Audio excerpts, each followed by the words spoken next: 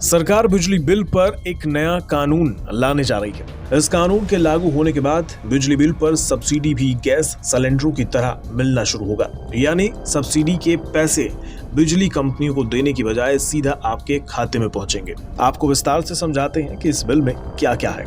पहली बात जो हमने आपको बताई कि सरकारों की तरफ से बिजली कंपनियों को मिलने वाली सब्सिडी बंद हो जाएगी। इसी सब्सिडी के बदले बिजली कंपनियां ग्राहकों को सस्ती दरों पर बिजली देती थी। अब ऐसा नहीं होगा। बिल आने के बाद सब्सिडी बंद होती है तो बिजली कंपनियां ग्राहकों से पूरा बिल वसूलेंगी। अब सरकार सब्सिडी का कंट्रोल अपने पास रखना चाहती है। सरकार बिल पर सीधा सब्सिडी ग्राहकों को दे सकती है। ये पूरी बात जितनी सीधी आपको दिख रही है वैसा है नहीं।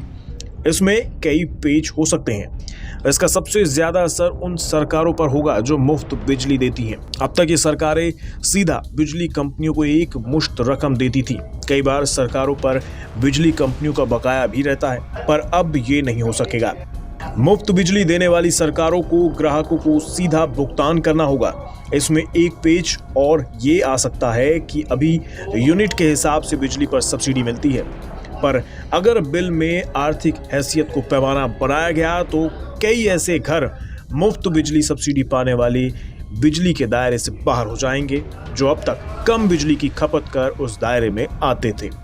दरअसल ये दलील दी जा रही है कि मुफ्त या सस्ती बिजली देने के दबाव की वजह से बिजली वितरण कंपनियों को हजारों करोड़ का नुकसान हो रहा है। सरकार से मिलने वाली सब्सिडी के बावजूद उस नुकसान की भरपाई नहीं हो पा रही है। बिजली वितरण कंपनियों का दावा है कि मुफ्त या सस्ती बिजली की वजह से होने वाला घाटा 50,000 करोड़ के आंकड़े को पार कर चुका है। सब्सिडी की रकम नहीं मिलना या देरी से मिलना, दोनों ही सूरतों में कंपनियों के लिए नुकसानदेही होता है, जिससे उन पर आर्थिक संकट भी छाता है।